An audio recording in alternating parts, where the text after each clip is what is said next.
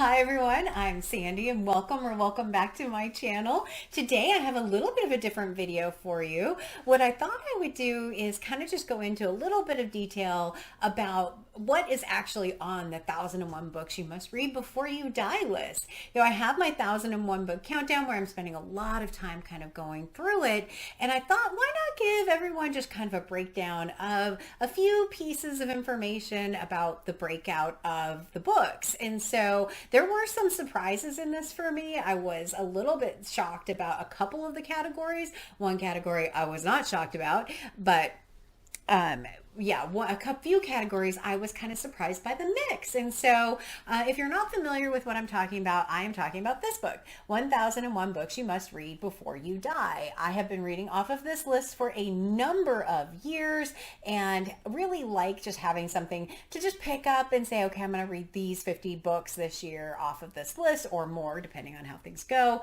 But it is related to this 1001 Books You Must Read Before You Die. There have actually been 5 editions of this book: 2006, 2008, 2010, 2012, and 2018. If you take all of those editions together, you actually end up with 1,315 books. I have been reading off of that list, the 1,315 books list. And so I've actually read 349. I still have on my 1001 book countdown, I believe I'm at 914 at the time this video is going live, or maybe not. I might be 914 this weekend when this video goes up. I don't know. I'm confused on the schedule of things right now. But I know that there's a buffer in there as far as those two numbers don't add up to the 1,315.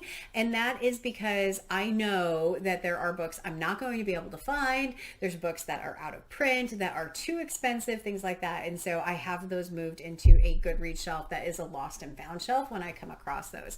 But out of the 1,315 list, my Goodreads shelf has 1,309 on it. I know I'm missing 6. I do, but I haven't been able to figure out which 6 I'm missing. And I thought I'm just going to wait till the lists are pared down a little bit, and maybe then I can figure it out. There are a couple of great resources. There is a Goodreads group for this particular list, which I will leave linked in the description below for you. And as part of that, there's also a spreadsheet, a Google sheet out there where you can go and see all of the editions and when books were added and removed, at what edition they were taken off, which I think is really super helpful as well. And so, yeah, that's kind of the history of the 5 versions of the list and why I started at 1001 when I started my channel, knowing that I had a cushion in there. But that's kind of where the numbers start at. So all of the numbers I'm going to share with you are based off of 1,309 books because I can't figure out the other 6.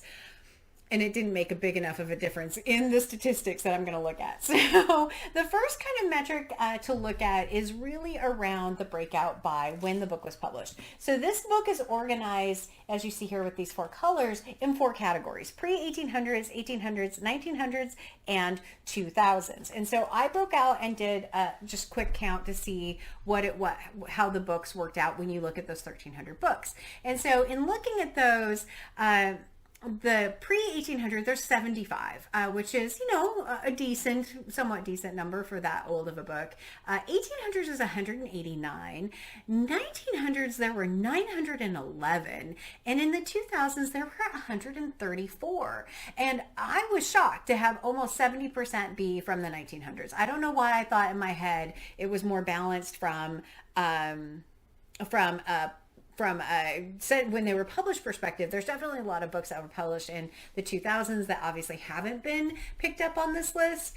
So that was one big surprise. I wasn't expecting it to be quite so heavy in the 1900s. So that's the first kind of breakout. And the second breakout is looking at gender. And so when I looked at gender, I don't have anything to go and look at how the author identifies their gender. I had a very simple guess as far as what I was looking at. So it's very unofficial, and it is roughly 80% male and roughly 20% female on this list. So it is heavily skewed towards male. If you're interested in a list of 1001 books that are all by female authors, Britta Bowler has a Goodreads page that you can go and check out. I'll leave her channel linked in the description below for you, because this one is definitely skewed more towards a male gender. And so I wish it was a bit more diverse, of course, but it is what it is. So after that, the thing that I really wanted to take a look at was the page counts. And so are these all long books? Are these all short books? And what I found is they are predominantly either less than 200, between 200 and 500 pages. So less than 200 pages had 293. So a third of the book is less than 200 pages, which is amazing. And then after that, it really starts to go 364 are between 2 and 300, 269 are between 3 and 400, 164 are between 4 and 500, and 85 between 500 and 599. You have roughly right about 100 that are greater than 599 pages long. So it is heavily skewed between 100 and 500 pages as far as the page count goes, which that makes me happy from the countdown perspective, because there's a lot of books to get through and I need all the help I can get. So yeah, it's very much skewed in there. Okay, so the next one to look at is really the number of distinct authors and the number of books that they have on the list. Sometimes I feel like there's a overrepresentation of an author, and it's had given me a perspective like there's just a smaller number of authors with a lot of books on there. But what I found is that there's 764 distinct authors on the list. Out of those, 516 have one and only one book. So 67.5% are by one author, or have one authors that have one book on the list. So that was actually a much bigger number than I was had in my head. When you look at number where you have two books, it drastically reduces down to 113 authors. When you go to two books on the list, only 64 authors have two books. And then when you go down, have three books. And then 30 authors have four books, 17 have five, 10 have six. So it's really, really shrinking down. 7 have 7. 4 have 8 books, 1 has 9 books, and 2 have 10 books.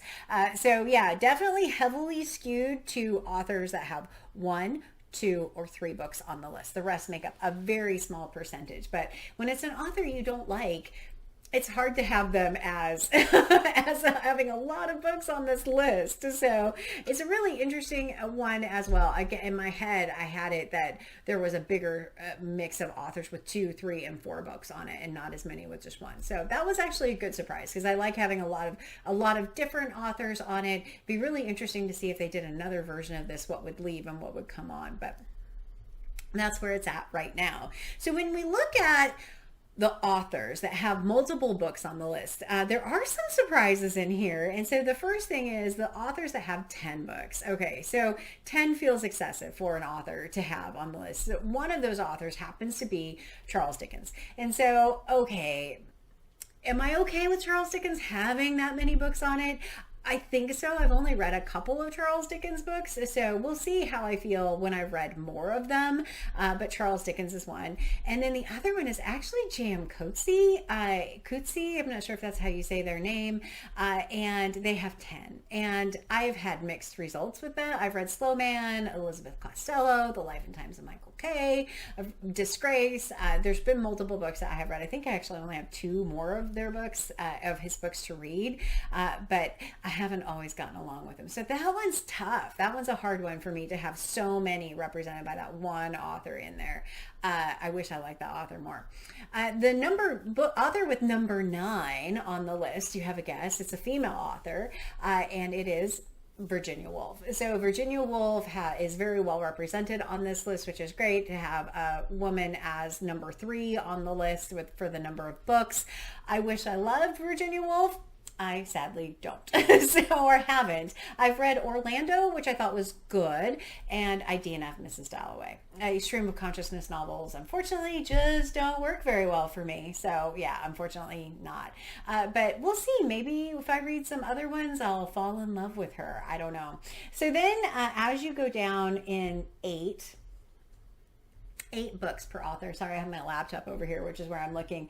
You have Philip Roth, Ian McEwan, Graham Greene, and Dom DeLillo. I know I'm not saying that right. So I've read some of those authors, but not very much of them. Kind of like the next one, Thomas Hardy comes in at 7. Salman Rushdie comes in at 7. D.H. Lawrence comes in at 7. And then Margaret Atwood is at 6. She's the next female author kind of on the list.